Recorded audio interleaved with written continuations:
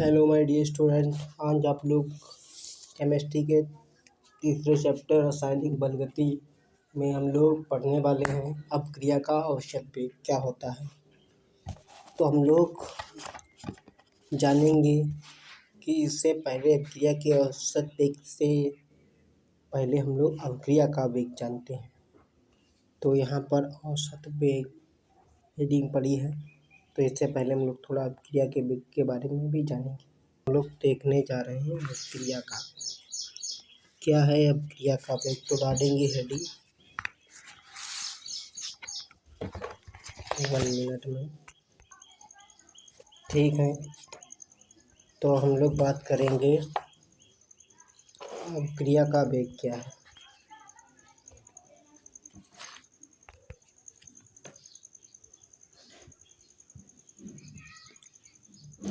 अपक्रिया का वेग, देखिए मेरी राइटिंग अच्छी नहीं है लेकिन आप लोग अच्छी राइटिंग में लिखिएगा। हालांकि मैं भी अपनी राइटिंग काफ़ी सुधारने का प्रयास करता हूँ, लेकिन कुछ हद तक तब भी मैंने अपनी राइटिंग में पहले तो बहुत गंदी राइटिंग की। तो क्या अपक्रिया का वेग है, लिखते हैं, देखते हैं। वह दर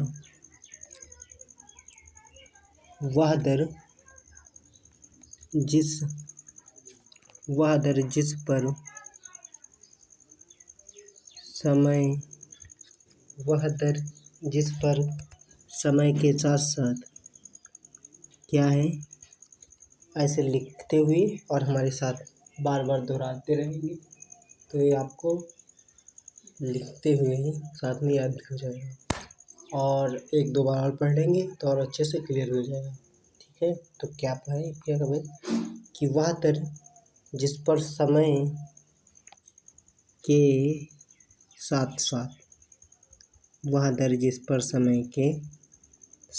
साथ अभिकारक या उत्पाद पदार्थ, वह दर जिस पर समय के साथ साथ अभिकारक या उत्पाद पदार्थ का सांद्रण परिवर्तित होता है। उत्पाद या अभिकारक या उत्पाद पदार्थ सांद्रण परिवर्तित होता है या बदलता रहता है, परिवर्तित होता है। वह दर जिस पर समय के साथ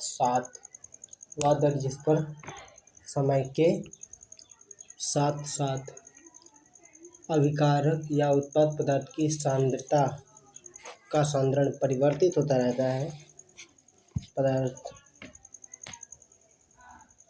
उत्पाद पदार्थ या उत्पाद पदार्थों कर लो या पदार्थों कर लो। बच्चा कह रहा है किताब में सिर्फ पदार्थों, भाई पदार्थों कर लो। वह दर जिस पर समय के साथ साथ अभिकारक या उत्पाद पदार्थों का सांद्रण परिवर्तित होता है, क्या है, परिवर्तित होता है, अपक्रिया का वेग कहलाता है। परिवर्तित होता है, अपक्रिया का वेग कहलाता है।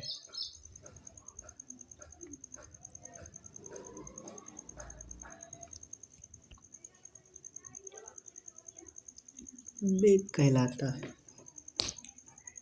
तो इसका मात्रक जो होता है, हम लोग अब इसका मात्रक देखेंगे। इसका मात्रक मोल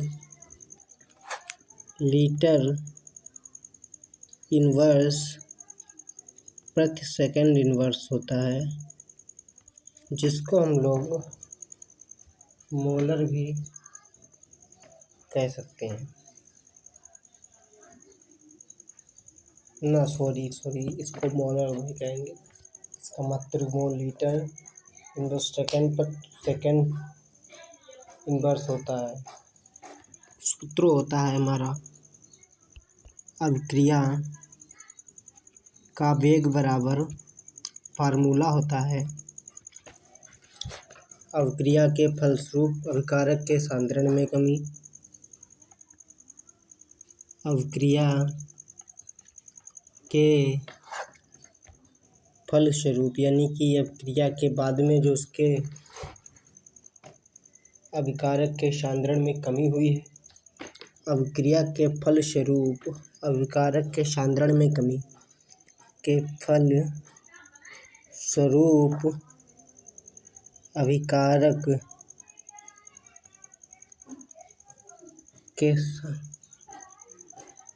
के सांद्रण में कमी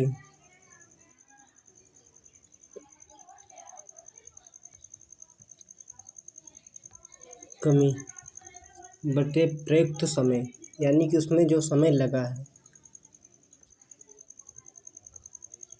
प्रयुक्त मतलब जो समय उसमें हमने जितनी देर में रिएक्शन हुई है उसमें जितना समय लगा हुआ है। और हम एक उत्पाद जैसे कोई ले लेते हैं, यहाँ पर ए बी सी कोई भी ले सकते हैं। तो ये अभिक्रिया के बनने में उसमें जो टाइम लगेगा उसको ही प्रयुक्त समय कहते हैं। उसको ही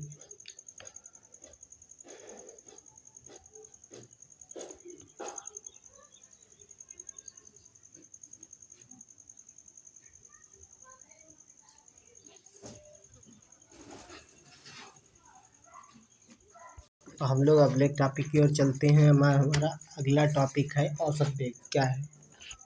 तो देखते हैं औसत वेग भाई क्या है।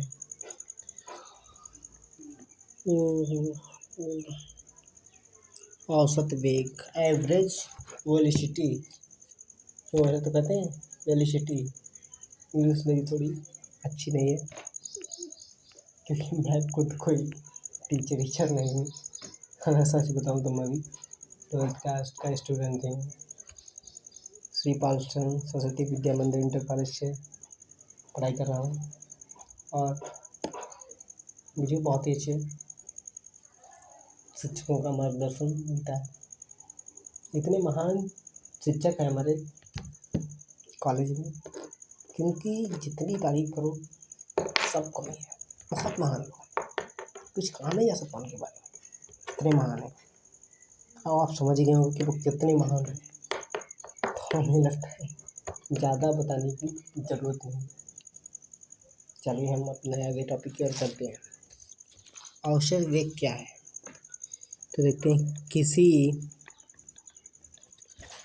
रासायनिक अभिक्रिया में उपस्थित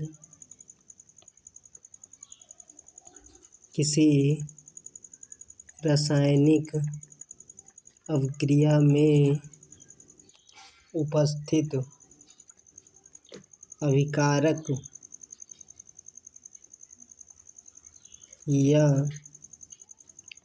या उत्पाद किसी रासायनिक अभिक्रिया में उपस्थित अभिकारक या उत्पाद की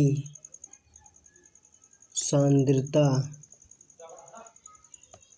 किसी रासायनिक अभिक्रिया में उपस्थित अभिकारक या उत्पाद की सांद्रता में प्रति इकाई में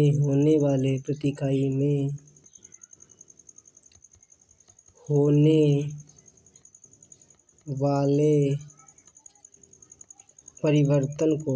वाले परिवर्तन को उस अभिक्रिया का परिवर्तन को यानी कि जिस अभिक्रिया में हो रही है उस अभिक्रिया का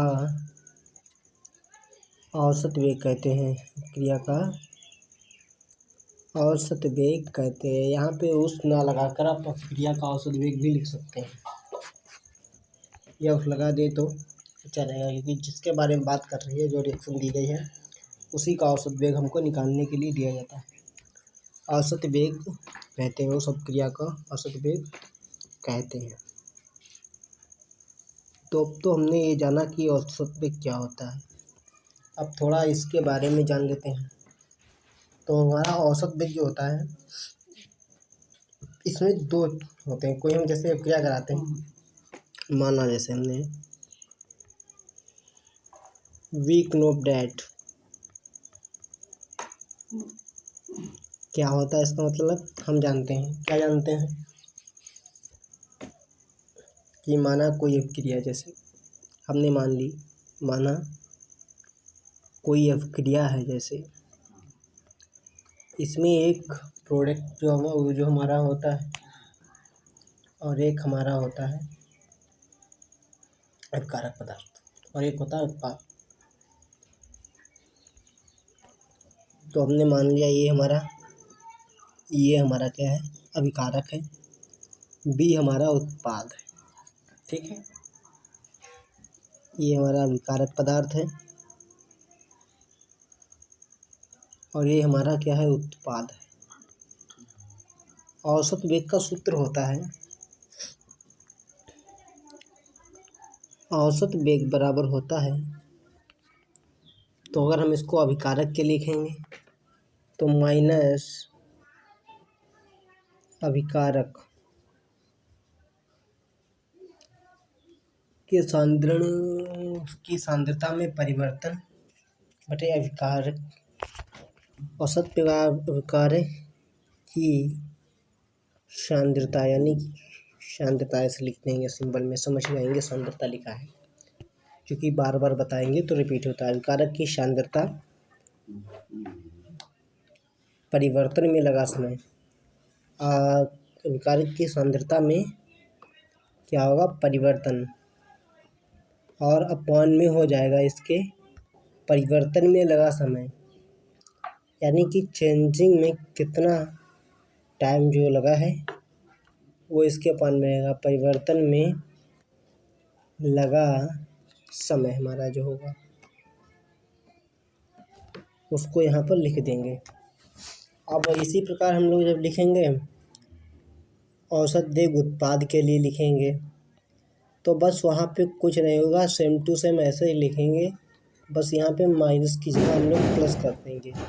जैसे यहाँ पे माइनस था वहाँ पे प्लस हो जाएगा, बाकी यहाँ पे अभिकारक था यहाँ पे उत्पाद हो जाएगा, बस बाकी पूरे का पूरे वैसे उतार देंगे। उत्पाद की सांद्रता में परिवर्तन